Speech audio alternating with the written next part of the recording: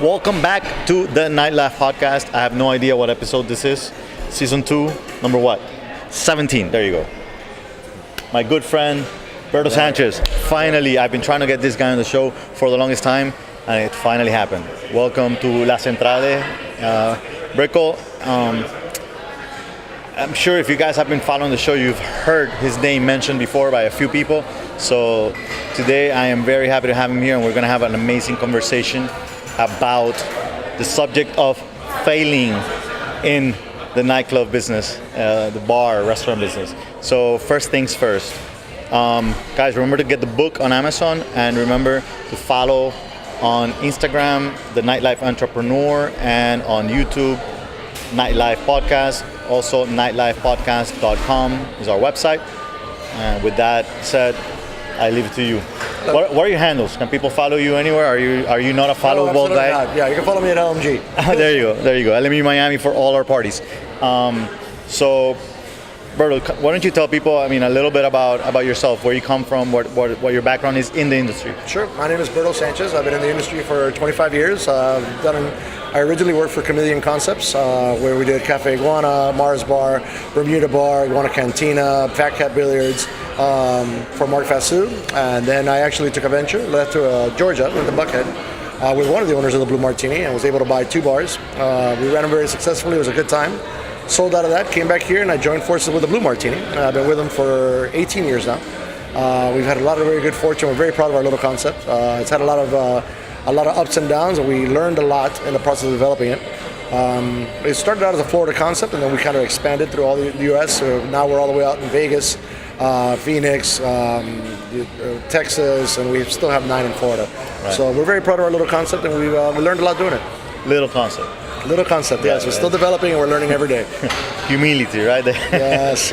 All right. So I meet Berto about 10 years ago.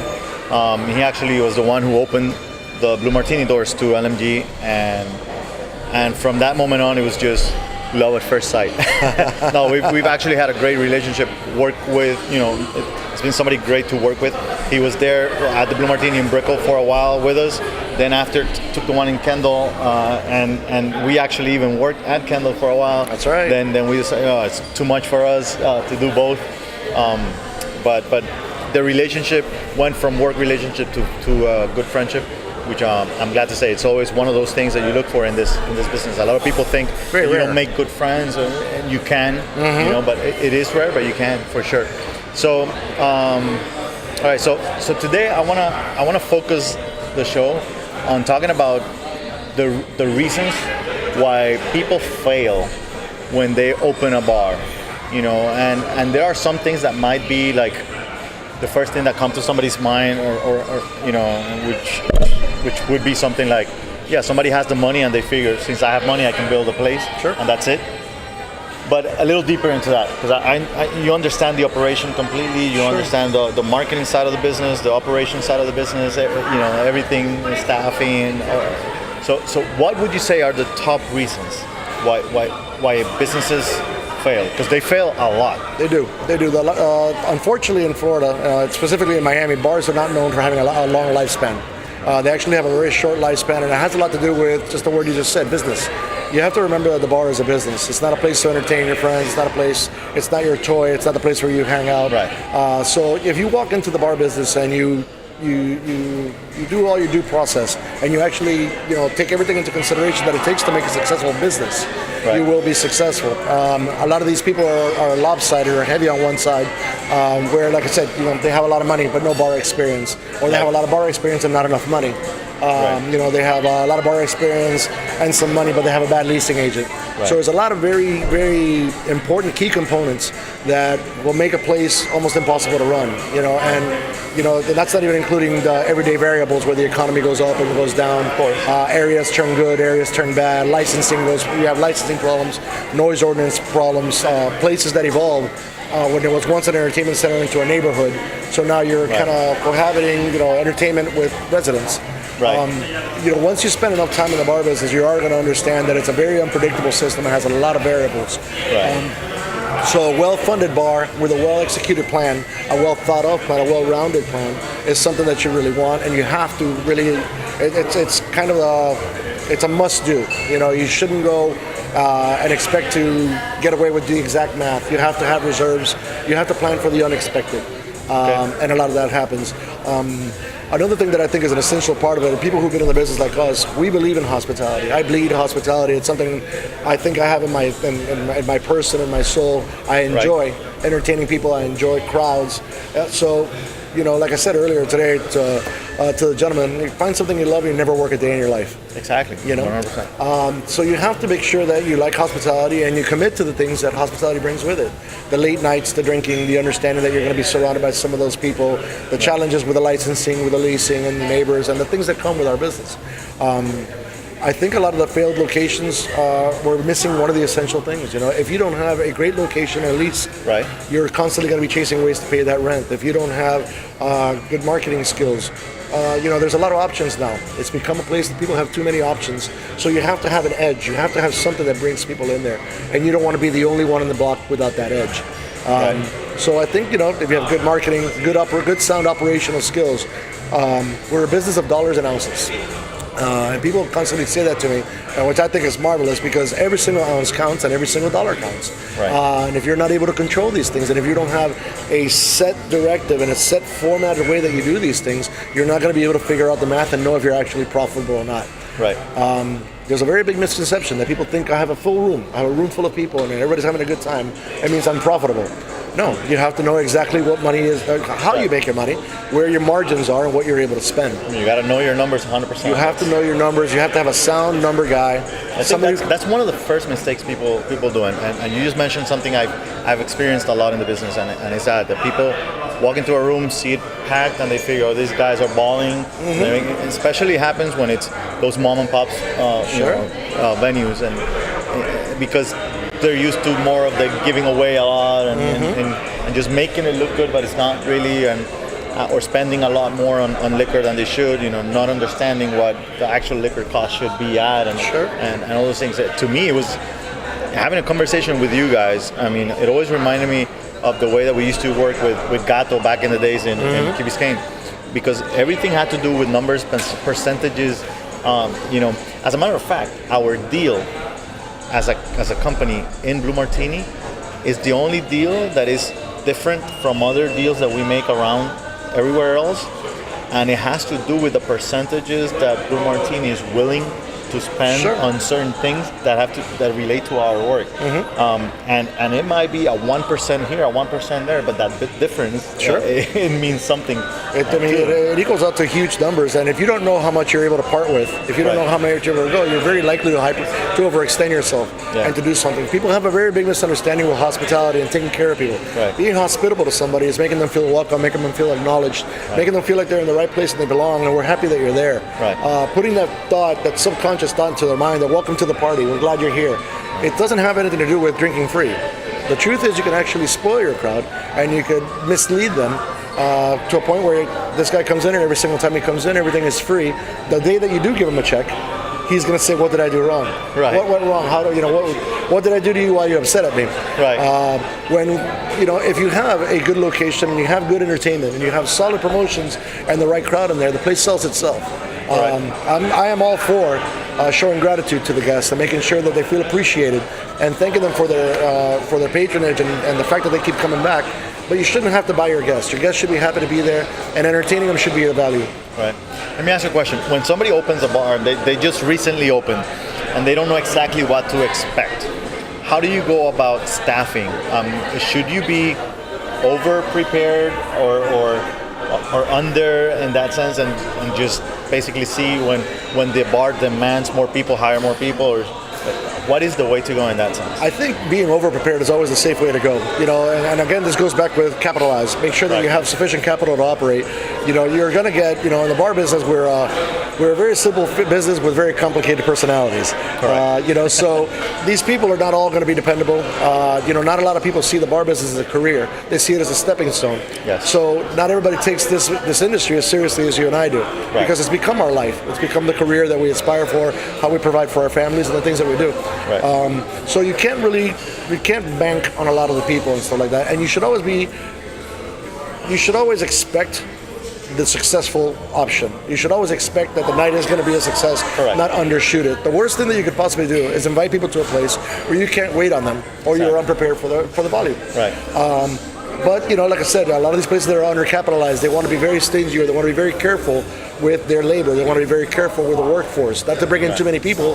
It's just eating up all the profits. Right. But then again, if you properly execute a plan, you do your market research before, you go around, you check out what the stuff looks like in the neighboring bars, what people are charging for drinks, what the local entertainment are, what the specials are, and you actually gauge what it is that you have to compete with, right. You'll find yourself successful and be able to make a more sound plan. Correct. Now, on the other hand, when you have something that's already happening, it's already been going for a while, and numbers start to go down. Let's say what's been happening with the economy in general. For example, over here, at least over here in the Brickell area, it's been suffering. I understand some businesses are down even 20-25% from previous years. So the question is, what are the first things that you start cutting from? Where do you feel that you're comfortable cutting expenses from that does not affect your overall, either operation or the way that people view you as a business, etc.? Sure. Well, I mean, it really has a lot to do with not falling into a vicious cycle. The vicious cycle is when your sales go down, your tips go down. When your tips go down, the quality of your staff goes down, and then they start to leave. So then you have a secondary staff that probably doesn't belong there in the first place. Right. And they're basically waiting on what's left of the clientele. Theft is included in that. So when sales go down and they're not making enough money, you're going to fall victim to a little bit of theft. Right. So controlling a lot of your things, or what we call maintaining our margins, has a lot to do with knowing the back of the house expenses and stuff like that. So as your sales go down, your expenses should go down too, including labor, cost of goods sold, and stuff like that. Right. I find that a lot of places who've had good success and find themselves in a falling pattern or a declining curve are basically not getting their dollar's worth out of every single thing they buy. Right. So say I pay, for example, promoters, say I pay 12% to a promoter, 14% to a 18% to a promoter. We want to make sure that we're getting every single dollar worth out of that company. We want to make sure that they're evolving into the new things and the new forms of marketing, that they're really tapping into social media, that they have good contact with the radio stations, that they have good contact with mass communications. By the way, those numbers you heard right there, those percentages, may be right as to the way that they operate. They talk about 12, 14, 18, those types of numbers. You're never going to hear a Blue Martini talking about 20, 30% or 100% of the door, those kinds of deals, and it's for a reason. But that's why, for example, we have a 10-year relationship with a company, making good money. We can't complain for sure. Well, let me chime in on that one. Well, a good part of what we do, we're talking about planning and success and everything else. You should never overcommit to something.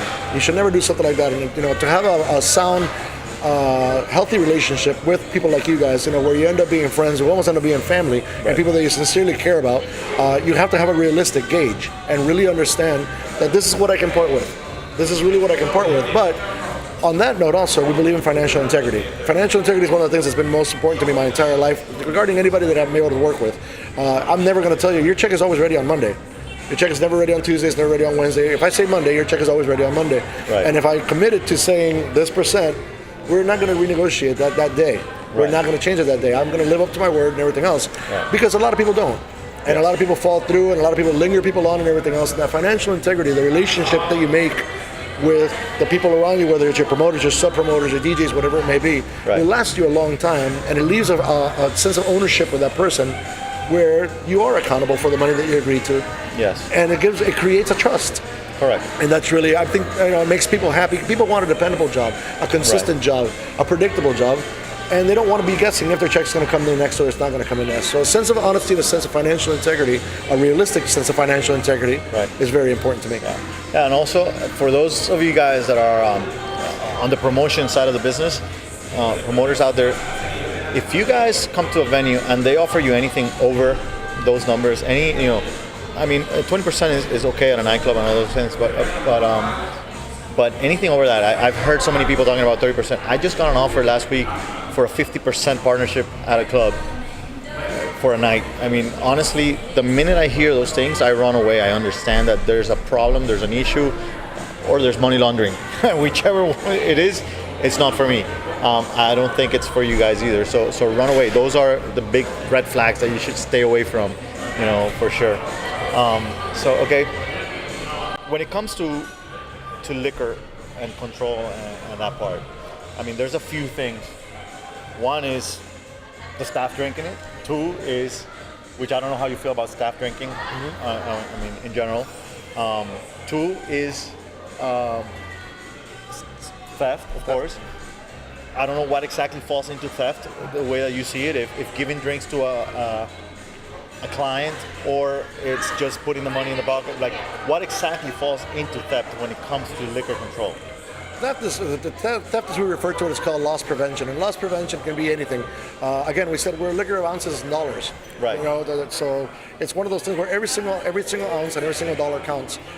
We use jiggers, we use measured jiggers, and jiggers are frowned upon with a lot of people, but they give you consistency and they give you a fair shot. Everybody gets the same pour, everybody gets the same value. So it's not one guy that I like that gets a stiff drink, and another guy that I don't like, and it gets a short drink. Right. So that consistency of that and the predictability of the actual cocktail coming your way is something that's very important. By the way, the word predictability, that I've heard it before from the Blue Martini brand. Yep. And it is something that actually makes sense in this business, because people want to know what it is that they're getting. Sure. I mean, people tend to go back to the places they like, they enjoy, whatever. A lot of times I remember, having this conversation with my wife a lot about, let's go eat at a new place, but we always end up in the same places, eating the same plate. Because you know what works. Exactly. Yeah. Exactly. And the same goes for this, and I mean, there's one of the factors is promoters, and people go where they know the people are going to treat them well and whatnot. Sure. But those people that don't really hang out with promoters or simply go where they please, being able to predict what they're going to get is a very important thing. Absolutely. And I happen to find a lot of places that I can order a drink in the same bar from probably the same person and get two different drinks. Two different drinks, probably for two different prices and two different glasses 100%. With three different garnishes. Yes. So a lot of that goes back to training. Training and actual standards and making sure you uphold your standards. We're talking about promoters and stuff like that and the predictability of this, but what a lot of people like to understand is a lot of these things are interdependent to each other. They have to be. One thing has to scratch the other's back.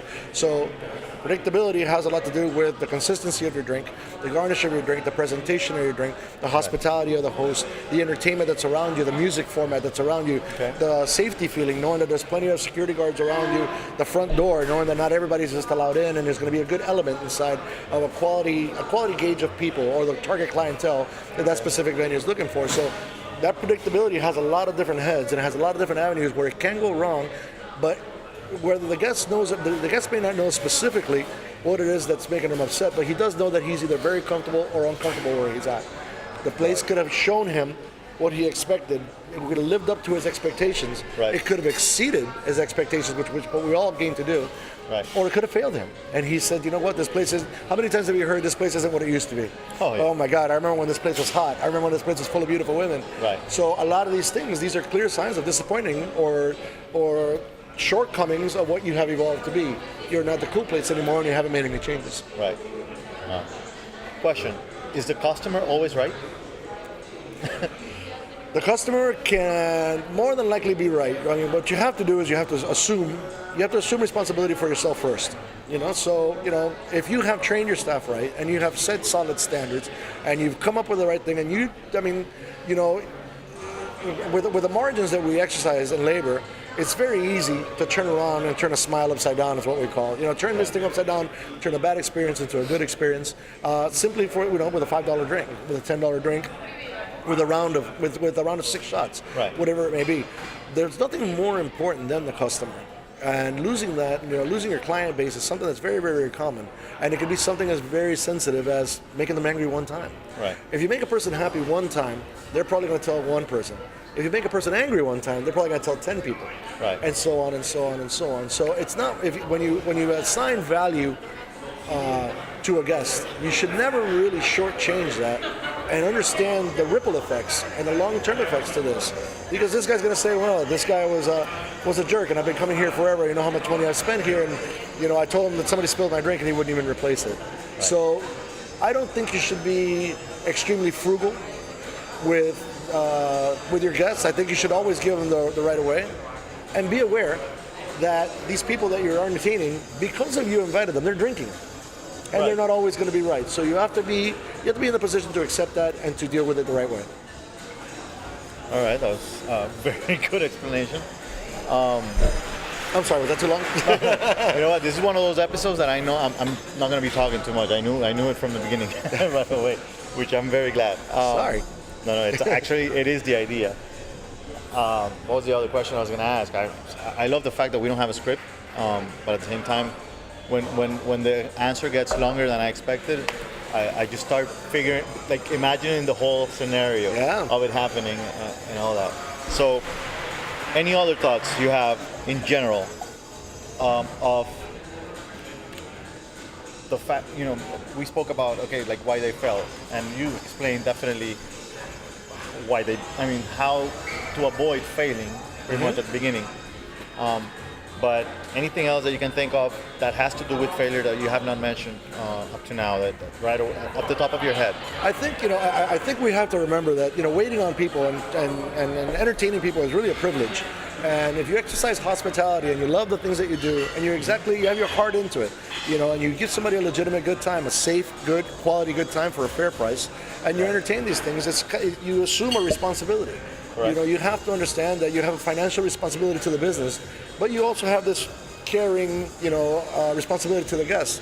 A lot of my friends used to say, Berto, you shouldn't take things so personal. It's just business. It's business. It's not personal. And I used to say, my business is personal. Right. And that's what you really have to remember. This is a people business where you have to sit down and greet people and be sincere and give them a handshake and be involved in their conversations. Right. Because you're the one, this is what people want. They want a place where they can talk to somebody. They want a place where they're accepted, where they're welcome. Right. And that the person is actually excited to see them arrive. Right.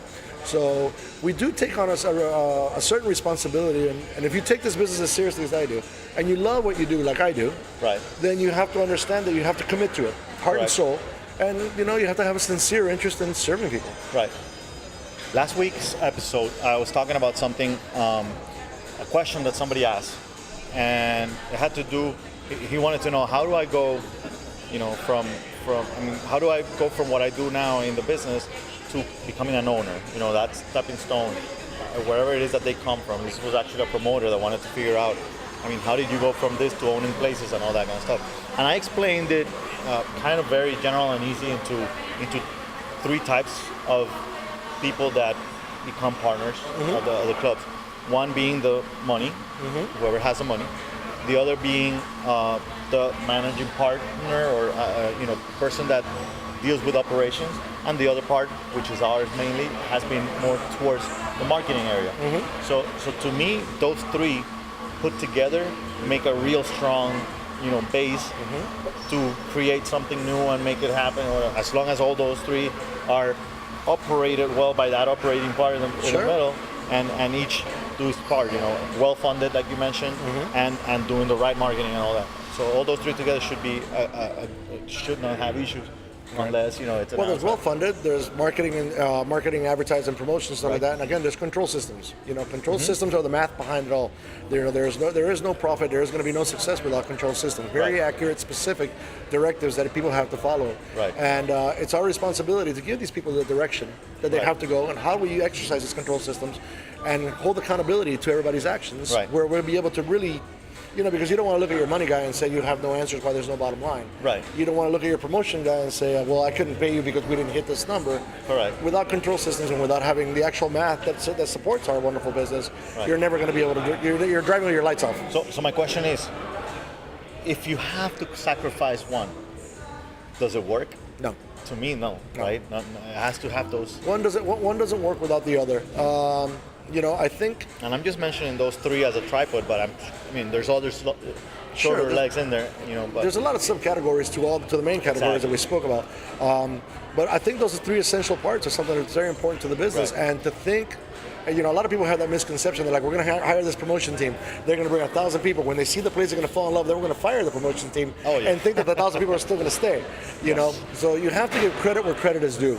And if you have a person who's willing to sacrifice themselves and put their work on the line, I said, you guys always stood behind your word and you put your money where your mouth is. Right. Hey, listen, we're going to do this, and sometimes there were great times. Right. At the beginning, sometimes times were shallow, and you say, hey, listen, I gave it my shot, now I know what I'm going to do better next week. Right. So you go, you roll with the punches. But I think those three elements are very essential to a successful operation. Right. So I'm going to ask you one last question before we go. Because believe it or not, time is almost up. Sorry. it's that no, it's that quick. It just goes so fast. Okay. If you and I go to a venue, which by the way you can get us to do this for you if you own a venue anywhere in the world. If you and I want to go to a venue to do outsourced consulting, what is the first thing that you would be looking for in that whatever venue, let's concentrate more in restaurant bar? Well, going to a fresh venue, the idea is to take a scope of the work. Basically, scope out exactly, take a work scope and see what it is, what their history is, what their location is, what their main challenges have been. Are you dealing with no walk-through traffic? Are you dealing with no late-night traffic, no early traffic? Are you dealing with noise ordinance? Are you dealing with bad staff? Once you bar people have a tendency to get tunnel vision when they're operating and there's things like that. So when an outsider usually comes in, it's pretty simple being outside the box and not emotionally involved or financially involved to actually see the missing links and the things that will make a complete difference when you get there. If the operator is willing to kind of dance with it and go with the things that right and has a lot of faith, enough faith where they think that you're a qualified guy you're a qualified source of telling somebody how it can be better, then they will probably succeed and they'll probably give you the room you need to operate. But actually taking a good eval and looking at the work scope that you have ahead of you, and it could be, I've seen all different kinds of things within my own company even, where that the staff, you have people working for you that don't belong there. You haven't marketed enough. You try to save money and you cut too deep. You got rid of the people who are the essential pillars of your operation, and you're wondering why it's failing. I personally enjoy consultantships and going in there and stuff like that. First, because you help the person with the need, and second, because it does give you a fresh approach. And if you're an open person like I know you are, we have a tendency to learn a little bit from every single experience that we participate in. Right. So something that you might be able to fix will serve as a lesson for you later. Right. So you basically learn by teaching. Exactly. Yes, 100%. All right, man. Dude, thank you so much. You're very welcome. Thanks for having me on the show, man. Guys, I hope you guys learned a little bit from Berto today. I'm sure we will. If you guys own a venue, don't forget to reach us on my Instagram. You can DM me and we can fly to you and fix all your issues. Remember to get the book on Amazon. You find all the podcasts on the website, nightlifepodcast.com. You find me at the Nightlife Entrepreneur on Instagram, and you find us on YouTube, Spotify, Automatic, iTunes, you name it. See you next week. Thank you.